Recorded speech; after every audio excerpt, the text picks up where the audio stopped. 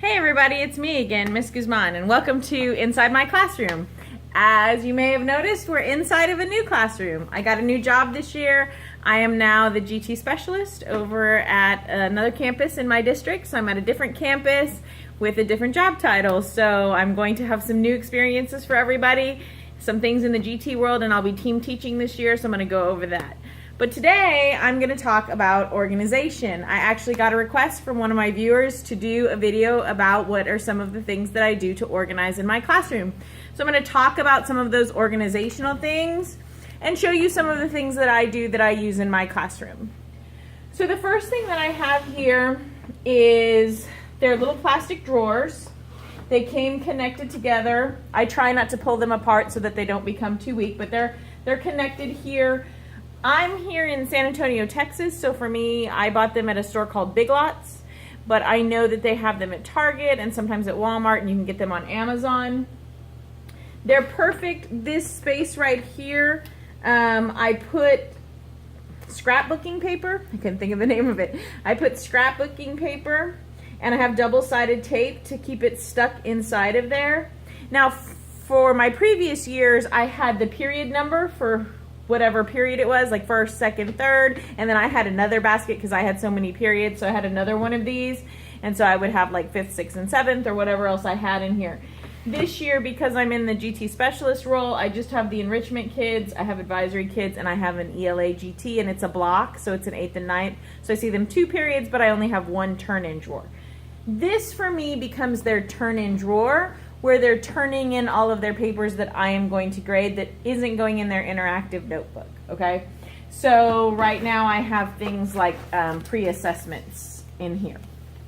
So that's something that I would have graded that wouldn't go in their notebook, okay? For my enrichment kids, it's just their little name cards that they have that go in here, okay? So that goes over here. Now, because this is the turn-in drawer for my ELA kids, and this is what I used to do in my other classroom for all my other classrooms, the wooden drawers become the place where they put things that they're working on. So my ELA kids aren't working on anything. We turned in everything because it's the end of the week, but they have their name cards because this is something that we're using on an ongoing basis and we're still working on them. So I use the wooden drawers for, this is stuff we're currently working on because they're bigger and I can hold their project things in them and it just works out better. And then I use the plastic drawers for, this is where you come and turn it in. And when I tell them, go put it in the drawer, they know which drawer I'm talking about. Another thing that I use for organizational purposes is I use this Caddy. I found this Caddy at the Dollar General. It's another store here in San Antonio, but I think it's chains like all over the place.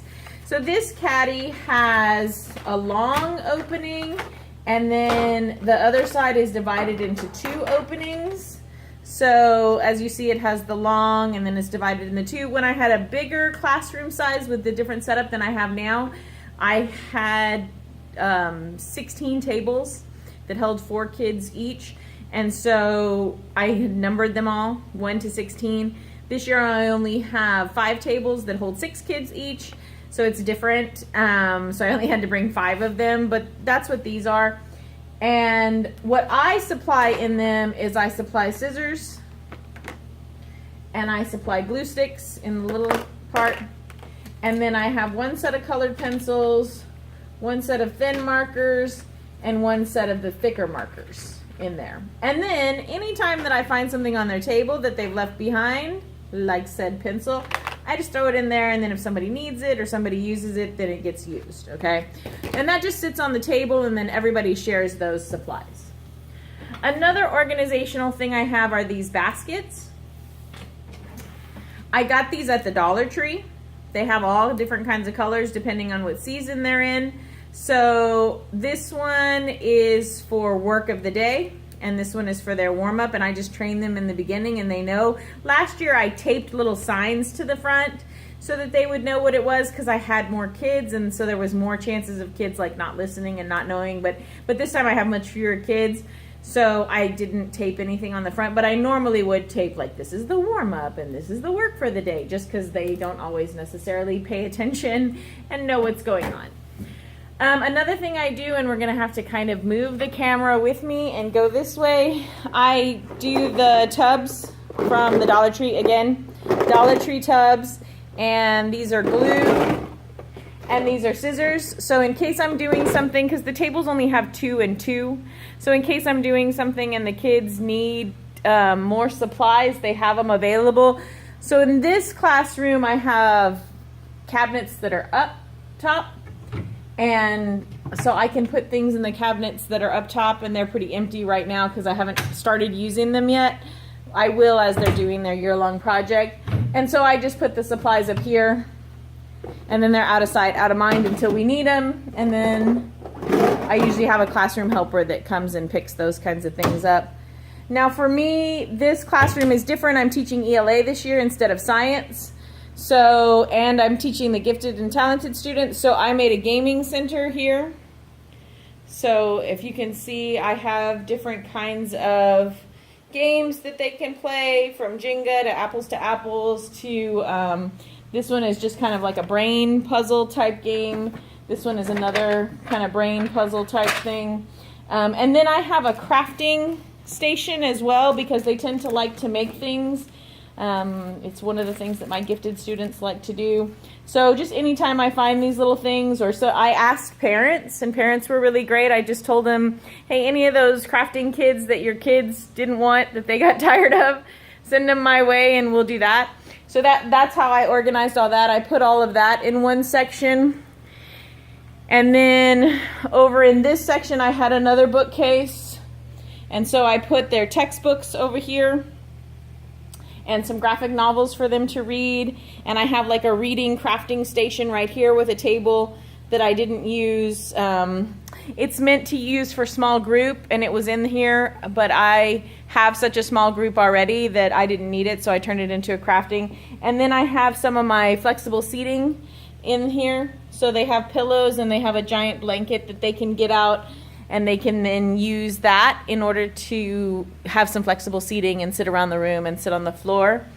And then I'm fortunate, I have a giant classroom, and I know a lot of you aren't fortunate to have such a huge classroom. So I also, have my giant bookcase. But another thing that I have over in the bookcase that I've used at other schools, because I taught at a charter school before, and we were literally in a church. I was in a room, like a Sunday school room in a church, and I had to have, my highest class was like 23 kids. But still, that was a lot of kids in a Sunday school room to do science. So I have this.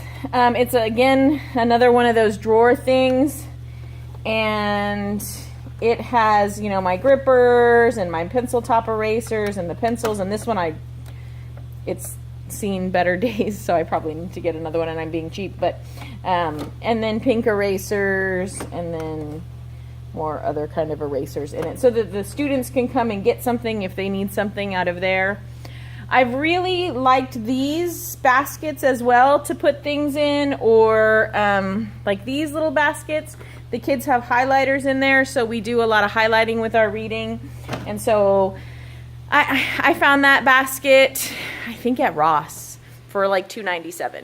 And then the chevron baskets I found at Walmart, and they were $2.97. So I try to be a frugal shopper and buy things whenever I see them, and then if I don't necessarily need them right away, I'll use them at another time. And then I have a few other games here just to kind of spread the games out so I didn't have everybody crowding around the same station. And then this is the other organizational thing I do, is I bought this in the home goods section. And then I just bought the folders, and I laminated the folders because the kids are always handling them. And so my first year I didn't laminate the folders, and so I learned the hard way. Laminate the folders if you want them to last for a while. So I laminated the folders, and then I just got puffy paint and painted the days of the week on there. And then I have a little extra credit section at the bottom. So if they're ever absent, they just know to kind of come up to that day and they get their work out, and that was their work for the day, and that's the extra credit. So basically, those are some of the things I do to organize in my room. This is my new room, my new GT room. It's pretty spectacular, and I'm very fortunate to have gotten this position and to be in this new room. But I hope you guys liked my organizational tips, and I'll see you next time inside my classroom.